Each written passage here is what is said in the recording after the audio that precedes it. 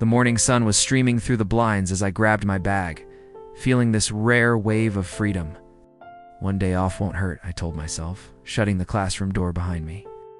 I didn't leave any lesson plans. I figured someone would figure it out, or so I thought. This is the story of the day my classroom taught me 5 lessons I'll never forget.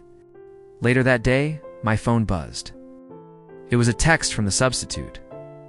"Hi, what should I do with your second period class? They're asking about a project." My stomach just dropped. I could immediately picture 20 restless faces staring at a total stranger who had no roadmap, no idea what to do. I should have written those plans. That was my first mistake. Instructional time was just slipping away like sand through my fingers, and it was all my fault. Always leave clear lesson plans. Planning protects learning, even when you're not there to lead it. When I got back to school the next morning, the classroom looked spotless. Everything neatly arranged, desks aligned and supplies perfectly in place, and chairs were all over the place. Apparently, the substitute had asked where I kept the math manipulatives, but I never answered. I was too busy complaining to the administration about my day off being interrupted.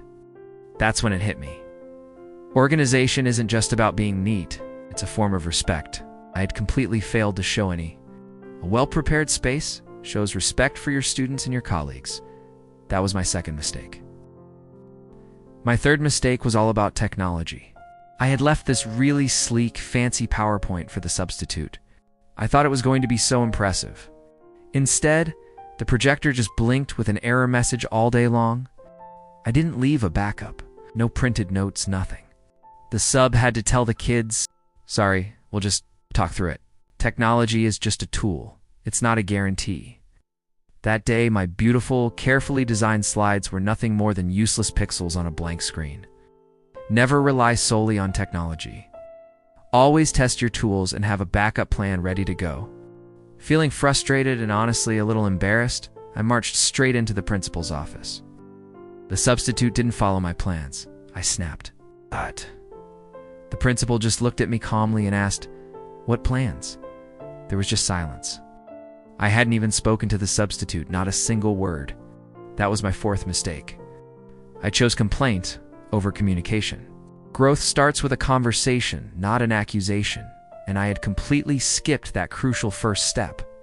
And here's the fifth and final lesson, the one that was the hardest to swallow. Despite all the chaos, the substitute kept my class afloat. Students were safe, they were engaged, and some were even smiling. But instead of feeling grateful, I felt threatened. I thought, what if they think the sub did a better job than me? That thought just burned. But the truth was crystal clear. Teaching is teamwork, not a competition. My ego was getting in the way. I should have been thanking them, not feeling insecure. Gratitude builds bridges, ego burns them.